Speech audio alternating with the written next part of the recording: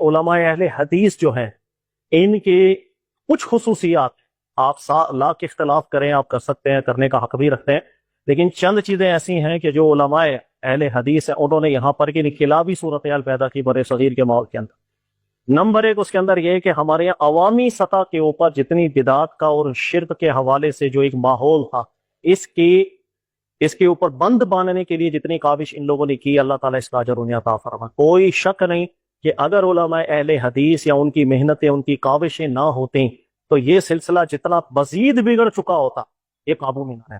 تو یہ کریڈٹ دینا چاہیے کہ ان کے ذریعے سے اور ان کی بھرپور محنت کے ذریعے سے یہ بدعتیں ہیں یا شرکی افعال ہے جو ہمارے یہاں، اس کی روک تھام میں بڑا فائدہ ہوا ہے۔ دوسری چیز علماء اہل حدیث کے حوالے سے میں ذکر کر دوں کہ ایک جسے کہتے ہیں نا تقلیدی ذہن کا خاتمہ، یہ ان کے لیے اللہ تعالیٰ ثواب دیں، مستحق کریں، اس میں کوئی شک نہیں کہ ہمارے یہاں جس انداز کے اندر بر صغیر کے ماحول میں تقلید کا عنصر بیٹھا ہوا تھا اس کو توڑا۔ ہمارے یہاں بدگمانی بھی لوگ اکثر کرتے ہیں نا کہ بھائی وہ یار یہ شاید ابو حنیفہ کو نہیں مانتے، ایسی بات، سب کی عزت اور احترام کرتے ہیں، آپ کبھی بیٹھے بات کریں، ملاقات کریں، کتابیں پڑھیں، ایسا نہیں ہے کہ وہ علماء کی عزت نہیں کرتے یا مجتہدین کرام کی قدر نہیں کرتے۔ ایک پیٹرن ہے وہ جس کو فالو کرتے ہیں کہ اگر کسی کی بات، چاہے وہ مجتہد ہے، چاہے وہ محقق ہے، امام ابو حنیفہ ہے، امام شافعی ہے، امام مالک حنبل ہے،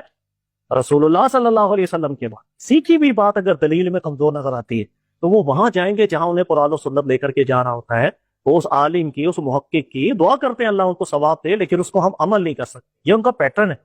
کہنا وہ تمام علماء کے اقوال کو پڑھیں گے، اجتہادات کو دیکھیں گے، پھر دیکھیں جو بات دلیل میں زیادہ مضبوط ہے اس پر عمل کرتے ہیں۔ تو یہ ایسا نہیں، آپ بیٹھے ہیں علماء کی صحبت لیں، آپ کو پتہ چلے گا، ایسا نہیں کہ وہ مجتہدین کرام سے متعلق کوئی بغض رکھ کے دلوں میں بیٹھے ہوئے، ایسی بات بالکل نہیں ہے۔ اور تیسری چیز یہ کہ یہ میرا ذاتی تجربہ ہے، ظاہر ہے کہ اہل حدیث مکتب فقہ سے میرا تعلق نہیں ہے، لیکن سلام دعا جتنی دوستی یاری میری رہی ہے، آج بھی ہے، میں جس تجربے پہ پہنچا ہوں، توبہ کرنے کے اندر یا ان کو پتہ چل جائے کہ ان کا موقف غلط ہے یا دلیل کا اور مضبوط ہے، سب سے زیادہ جلدی سے رجوع کرنے والی طبیعت میں نے انہوں میں دیکھی۔ یہ میرا اپنا ذاتی تجربہ ہے، میں مطلب 100% لوگوں کی بات نہیں کر رہا ہوں، میں اپنا ذاتی تجربہ آپ کو بیان کر رہا ہوں کہ میرے پاس بھی بہت سے لوگ آتے ہیں، بہت سے فرقوں سے متعلق ہیں، فکروں سے متعلق ہیں، اور کسی فرقے والے کو توبہ کرانا بڑا عذاب ہے، دنیا کا سب سے مشکل کام ہے، وہ نہیں مانتا غلطی، وہ مجال ہے اس کے لیے کہنا کہ آپ غلط ہے۔ لیکن یہ چیز میں نے دیکھی ہے الحمدللہ، اہل حدیث جو فرقے سے لوگ متعلق ہوتے ہیں، ان میں بہت بڑی تعداد ایسی ہے کہ آپ ان کے سامنے جب دلائل رکھتے ہیں اور وزن محسوس کریں وہ مانتے ہیں، وہ کہتے ہیں ٹھیک بات آپ یا وزن، اس چیز کا مجھے بہت تجربہ رہا ہے۔ یہ چیز مجھے اچھی لگتی ہے کہ فرقہ واریت کے ماحول کے اندر یہ طبیعت سب سے زیادہ یہاں دیکھنے میں ملی ہے، اس کے مقابلے میں باقی افکار، باقی فرقے، وہ توبہ کرنا تو ان کے نصیبوں کے اندر شاید لکھا ہی نہیں ہے، یا ہوگا تو اللہ جس کو توفیق عطا فرمائے۔ تو یہ چند چیزیں ہیں، اور یہ ساری چیزیں آپ یقین کریں ساجد میر صاحب کے حوالے سے، اور کچھ عرصہ جس وقت وہاں بھی تھا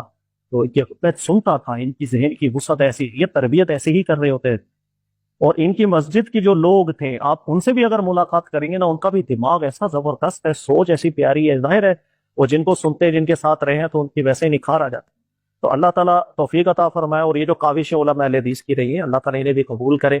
غلطیاں کوتاہیاں سب میں ہوتی ہیں بھائی، ان میں بھی غلطیاں ہیں، باقیوں میں بھی ہیں، ہر بندے کو اصلاح بھی کرنی ہے، لیکن جو چیز تعریف جس پر بنتی ہے کنجوسی نہیں کرنی چاہیے۔ ہمارے یہاں کنجوسی بھی بہت ہو جاتی ہے، نہیں یا دوسرا فرقہ ہے تو غلط ہی ہوگا، وہ صحیح ہو ہی نہیں سکتا۔ ارے وہ مسلمان ہیں، کلمہ گو ہیں،